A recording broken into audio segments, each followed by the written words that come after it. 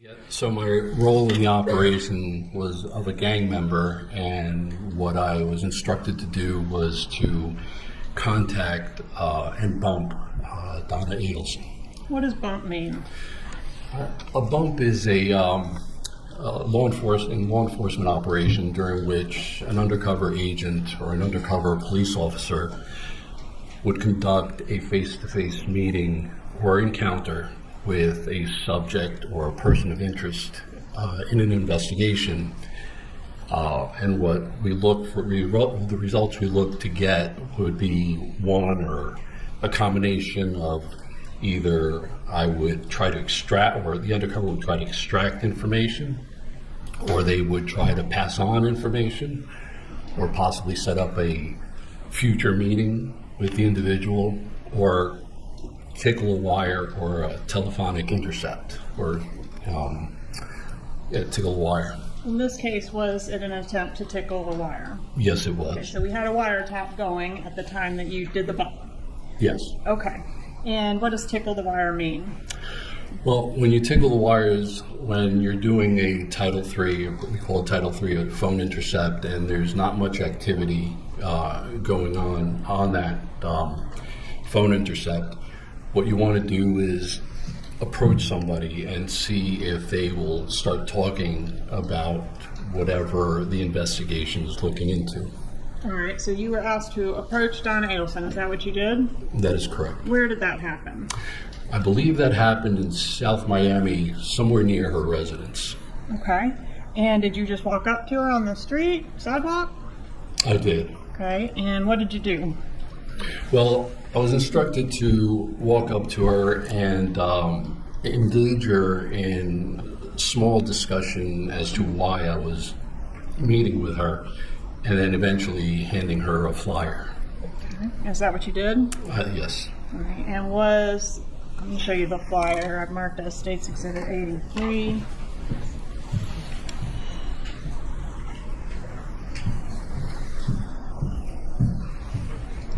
Okay. Is that what you handed Mrs. Adelson? This is it, yes. Judge, I've asked to introduce State's 83. State's 83 is a no.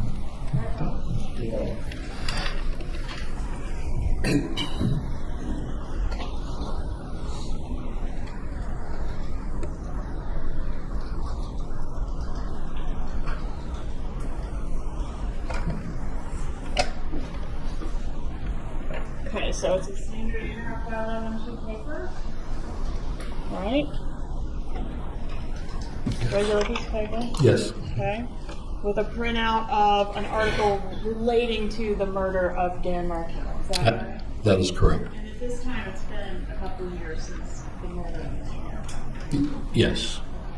And over here in handwritten, can you say what was printed there? I guess just call and text, and that's my undercover cell phone number and the $5,000 which was being asked for. Okay, and this cell phone number that it belongs to the phone number that's written here, are you personally going to carry that around and answer it if someone calls it? That is correct. That's solely in my hands, and I'm the only one answering. Or a voicemail would answer. And is there something you need to do if that occurs to record the phone call in question? Well, the way, and I can't reveal too much tradecraft, but if I received a call and it went to voicemail, it would do a remote recording. It wouldn't be on the actual phone, so I didn't have access to any voicemails. Okay. But if you're going to take the call, is there something you do that causes the call to be recorded? Well, yes, I had to do something on the phone. All right. Was the interaction, the bump that we're referring to it as, where you approached Donna Adelson and spoke with her, was that audio recorded? It was audio and video recorded, yes. How was it recorded? I had audio and video on my person, and I believe the surveillance security team also recorded it.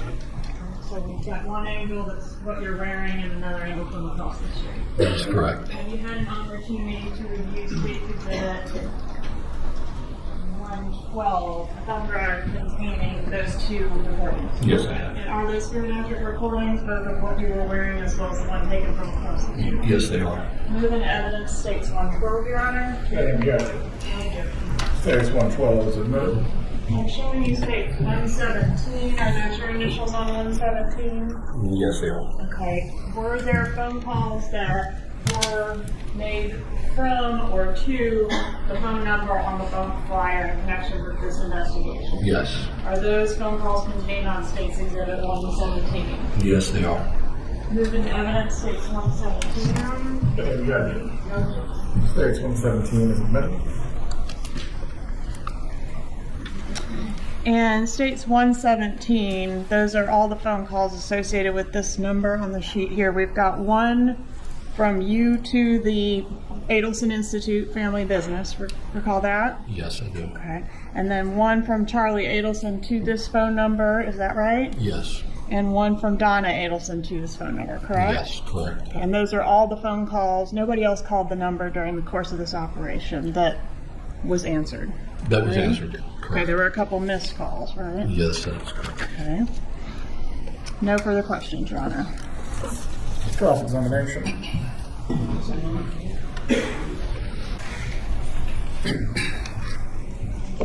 Good afternoon, sir. Good afternoon. I have a question. Sure. When you indicated that you were playing the role of a gang member, what does that mean?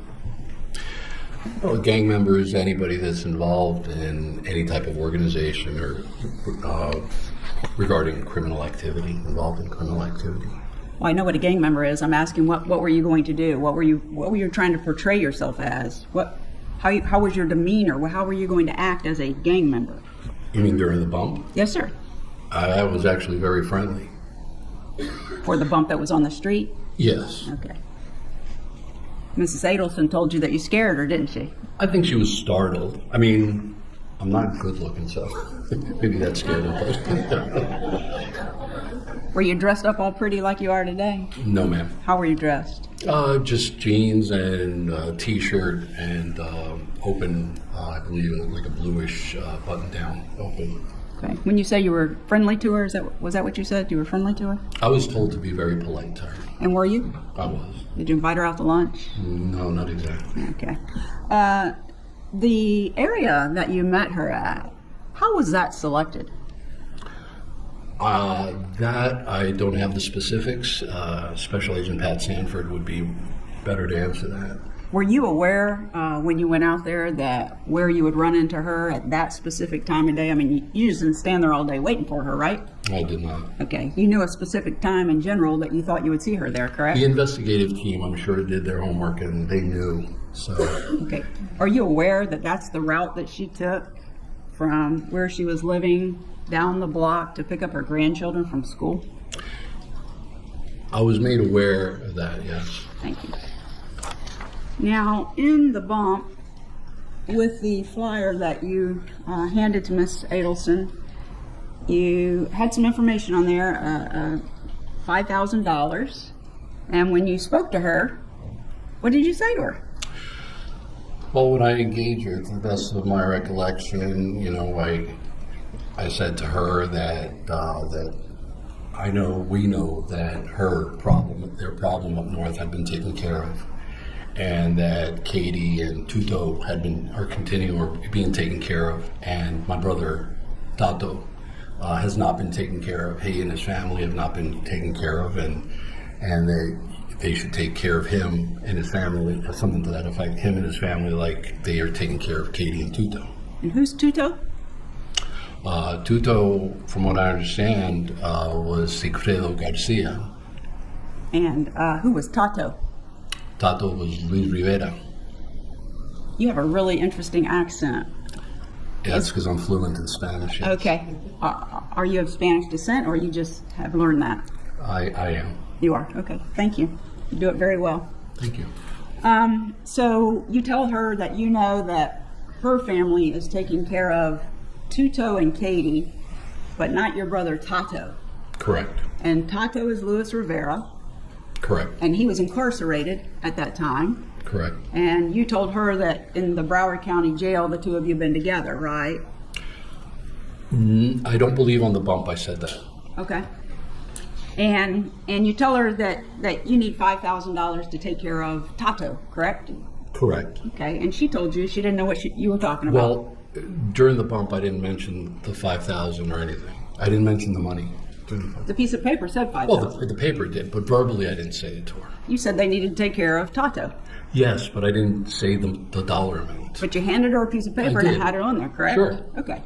She didn't pay you the $5,000, did she? I don't believe they ever did. Okay, and that was on April the 19th of 2016, correct? I believe so. Okay.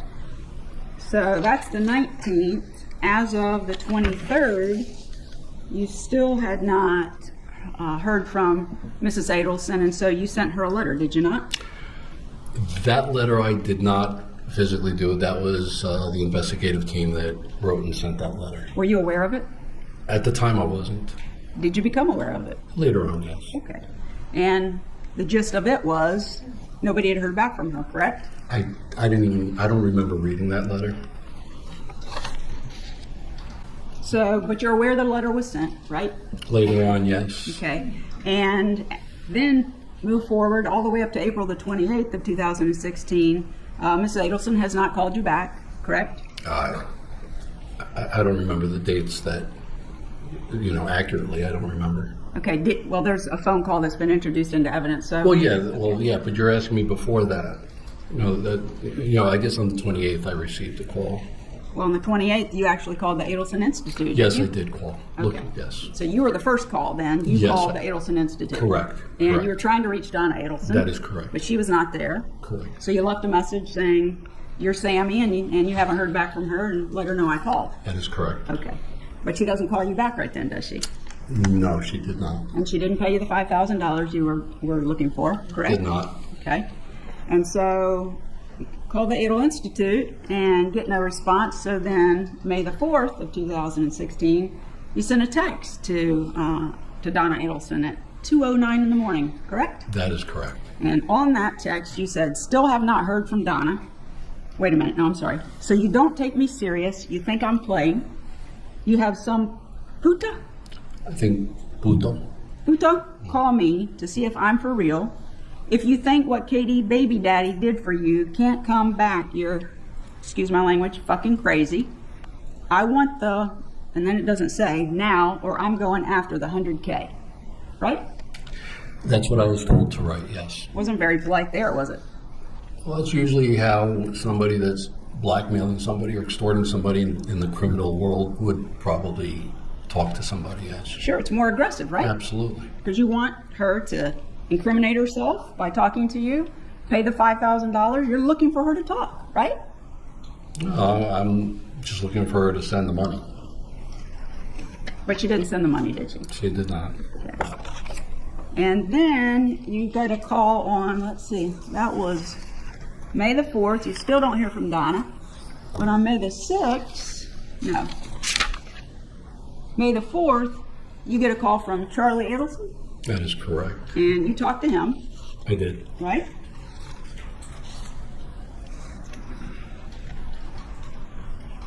And that recording is in evidence, so we don't need to talk about that. But basically, you don't get anywhere with Charlie. He doesn't offer to pay you the $5,000, right? No, Did he offer to pay you the $5,000? no, he did not. Okay, thank you. And then finally on May the 6th, Donna Adelson calls you back on that number that you had put on the paper, correct? That is correct. And we're going to listen to the call for another witness, but the gist of it is she's telling you tell her you know everything about everybody involved, right? Correct. And she tells you got the wrong person, I'm not involved, correct? She did. And she tells you, if you know everybody who is involved, go to the police, right? She just said, go get the money from me. She didn't say, if I know everybody. She just said, I believe she said, just go collect the money. Well, we'll play it so we'll know the exact Okay, words. But that's fine. she didn't offer to give you the $5,000 then. No. And she encouraged you to go get the $100,000, which was the reward at that time for She did. providing information regarding the homicide of Dan Markel. She did. Thank you so much, sir. Have a good day. I'm done with my questions. Redirect examination.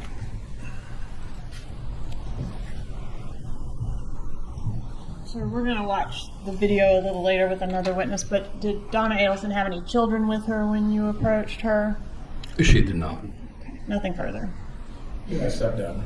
Will the witness be recalled to the You are released. Have a good day. We'll keep them under the state subpoena so that we can call them on case in chief. Please. Very well. The defense may call you as a witness. They will let you know if they choose to do so or not. Have a good day. My understanding is that we're to coordinate that through Investigator Newell at the State Attorney's Office. Yes. So we'll keep you informed. Please call your next witness.